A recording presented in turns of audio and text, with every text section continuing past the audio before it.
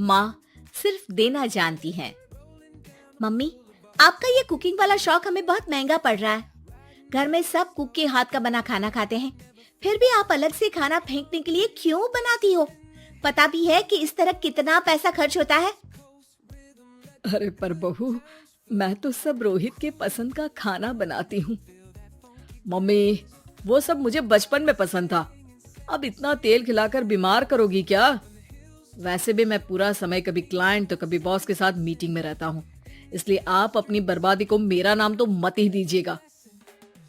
ये है पिंकी की सास निर्मला, जिन्हें सबको अपने हाथ का खाना खिलाना बहुत अच्छा लगता है, लेकिन राहुल और पिंकी को ये पसंद नहीं है। इसी के चलते वो निर्मला को खाना बनाने के लिए 10 बातें सुनाकर वहां से चले जाते हैं। मेरे मन में तो सिर्फ अपने बच्चों के लिए प्यार है, पर शायद अब उन्हें मेरी जरूरत नहीं है। मुझे गांव वापस चले जाना चाहिए।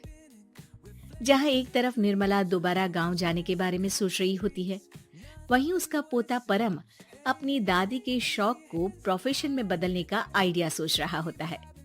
अगली सुबह निर्मला गांव वापस जाने के लिए कपड़े पैक कर ही रही होती है कि परम फोन लेकर दादी के पास पहुंचता है। दादी, आप कहीं नहीं जाओगी? अरे नहीं बेटा, मेरा गांव चले जाना ही ठीक रहेगा। इससे तुम्हारे मम्मी पापा की सारी दिक्कतें भी खत्म हो जाएगी।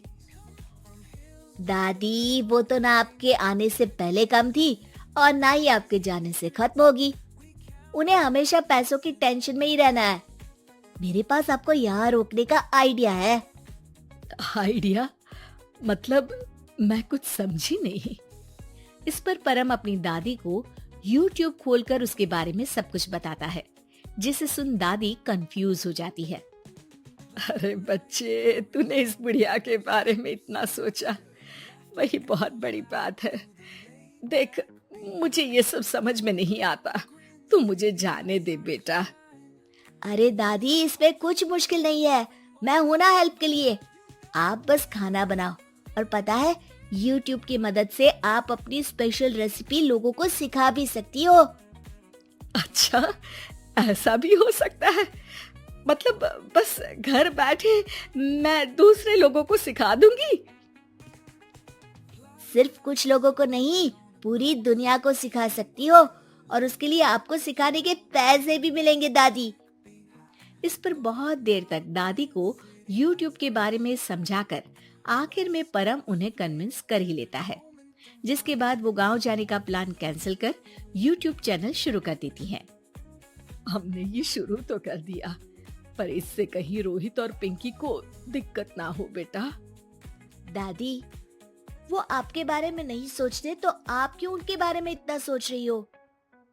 इसके बाद दादी पोता मिलकर खाने के वीडियो और साथ ही उनके ट्यूटोरियल की वीडियो बनाकर उन्हें YouTube चैनल पर अपलोड करने लगते हैं।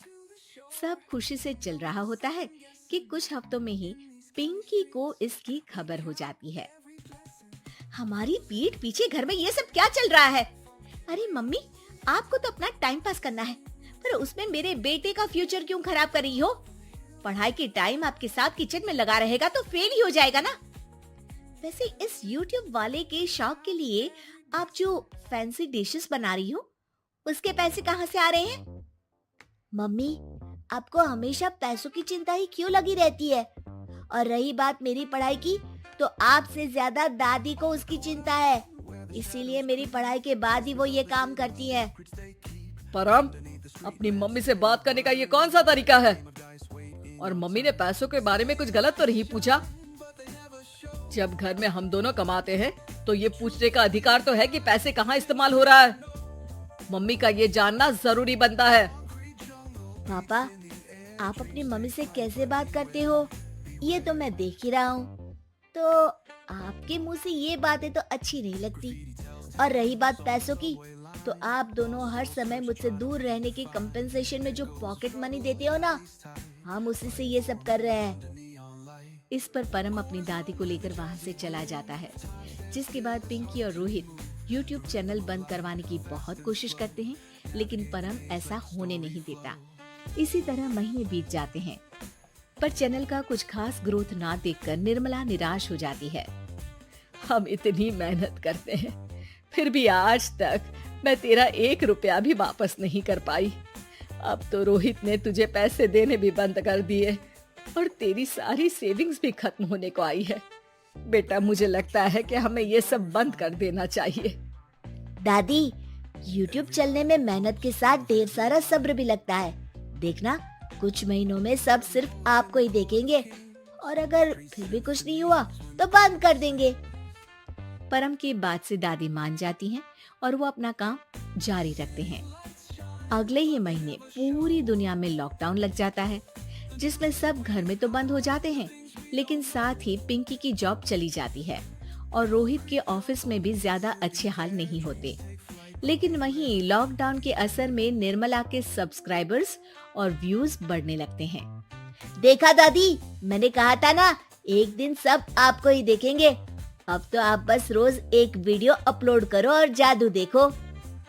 इसी के साथ लॉकडाउन के कुछ ही महीनों में निर्मला खाने वाली दादी के नाम से सारे सोशल मीडिया पर फेमस हो जाती है, जिस वजह से अब उन्हें YouTube के पैसों के साथ पेड एडवर्टीजमेंट और पेड प्रमोशन भी मिलने लगते हैं। उन्हीं पैसों की मदद से निर्मला अब बेटे बहू की नौकरी ना होने पर घर का खर्चा भी चलाने लगती हैं, जिसे देख रोहित और पिंकी को भी अपनी गलती का एहसास होता है और वो सब मिलकर निर्मला को सपोर्ट करने लगते हैं।